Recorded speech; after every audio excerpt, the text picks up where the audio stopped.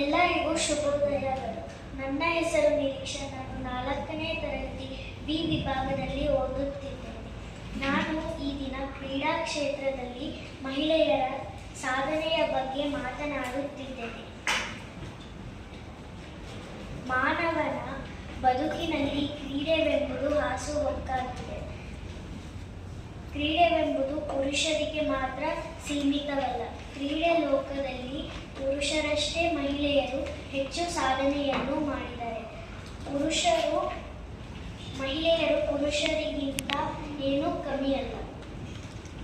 ಈಗ ಕ್ರೀಡಾ ಕ್ಷೇತ್ರದಲ್ಲಿ ಮಹಿಳೆಯರು ತುಂಬ ಸಾಧನೆಯನ್ನು ಮಾಡಿದ್ದಾರೆ. ಈಗ ನಾನು ಅವರ ಹೆಸರುಗಳನ್ನು ಹೇಳುತ್ತಿದ್ದೇನೆ. ಉದಾಹರಣೆಗೆ PV ಸಿಂಧು, ಮೇರಿ ಕೋಮ್ ಹಾಗೂ PT ಉಷಾ. ಈಗ ನಾನು ಮೇರಿ ಕೋಮ್ ರವರ ಬಗ್ಗೆ ಸಣ್ಣ ಮಾಹಿತಿಯನ್ನು ನೀಡುತ್ತಿದ್ದೇನೆ. ಮೇರಿ ಕೋಮ್ ರವರು 24 ನವೆಂಬರ್ 1982ರಲ್ಲಿ ಹುಟ್ಟಿದ್ದರು. ಮಣಿಪುರದ ಚುರಾಚುಂದ್ಪುರ್ ಜಿಲ್ಲೆಯಲ್ಲಿ ಅವರು ಹುಟ್ಟಿದ್ದರು. ಅವರ ಜೀವನ ಕಥೆಯನ್ನು ಹೇಳಿದ್ದರೆ, ಮೊದಲು ಅವರ ತಂದೆ ಅವರ ಮಗಳು ಒಲಿಂಪಿಕ್ಸ್ನಲ್ಲಿ ಸೇರಬೇಕು ಎಂದು ಆಸೆಪಟ್ಟಿದ್ದರು.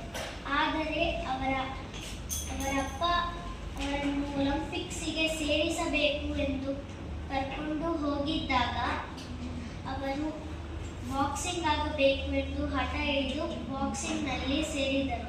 ಅವರು ಬಡ ಕುಟುಂಬದಲ್ಲಿ ಹುಟ್ಟಿ ಬಾಕ್ಸಿಂಗ್ನಲ್ಲಿ ಅವರು ಚಾಂಪಿಯನ್ಶಿಪ್ ಅನ್ನು ಗೆದ್ದಿದ್ದಾರೆ.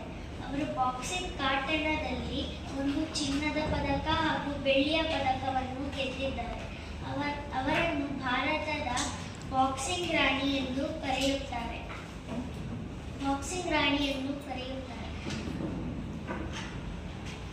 ಅವರಿಗೆ 2003ರಲ್ಲಿ ಅವರಿಗೆ ಅರ್ಜುನ್ ಪ್ರಶಸ್ತಿ ನೀಡಲಾಗಿದೆ. 2006ರಲ್ಲಿ ಅವರಿಗೆ ಪದ್ಮಶ್ರೀ ಪ್ರಶಸ್ತಿಯನ್ನು ನೀಡಿದ್ದಾರೆ. ಅವರಿಗೆ 2009ರಲ್ಲಿ ಅವರಿಗೆ